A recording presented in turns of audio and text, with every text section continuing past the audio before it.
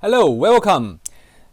This short video is about the use of variables in programming, and we'll use variables to display score, lives of player, and many other things. First, what is a variable? Now, you may have done this one in math or physics. For example, if you want to drive 60 miles per hour, you need 1 hour to get to Cambridge from London. If you drive 120 miles per hour, then you need 30 minutes to get there, provided you don't get caught by the police. So time here is a variable, and speed is also a variable. And speed is the independent variable, and time is the dependent variable. Okay, that's what you've learned in math. In computing, there is an extra layer of meaning to variables, which means not only to represent changing or varying properties, values, it also represents a reserved area in the memory, in RAM. It's like a kitchen jar with a label on it. On the label it shows the name of the variable. Inside the jar is the content, the value of the variable. So that's a variable in programming. How do you use variables? First, you need to declare the variable by giving it a unique identifier and its data type.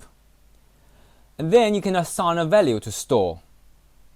And the most important thing is the third one, then you retrieve the value and use it, either for display or for calculations. For example, initially you will declare here the player's lives as integers. And then player's life you give it 2, so start with 2. Then you display the lives on the board, so you have 2 lives for this player. For some reason, if you lose a life, then you take away the life from its original value and put it back to store it. That's the example how to use it. 3 steps. Declare, assign a value to store, and retrieve to use it. Now, why is it important to declare the data types as well? For example, string for text, integer, numbers, floats, real numbers, and boolean. Boolean is the ones saying true or false. Okay. Why is it important to declare data types? It's purely because everything inside the computer is strings of zeros and ones.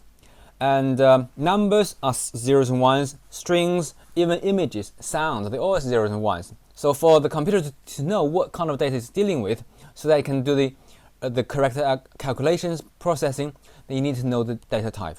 Data structures, array for example, is a more complex data structure, data type. And you can keep a range of things inside it, not only one number or one string. You can have a range of them, many of them. Okay, here inside ActionScript 3, that's how we use variables. We've seen these examples already. Okay, first one, declare, then assign a value, then you can use them. Now, how do you use array? Slightly different. You declare the array first as array type, then you need to create a new blank one.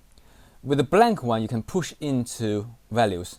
Now, we're going to see some practical examples inside Flash.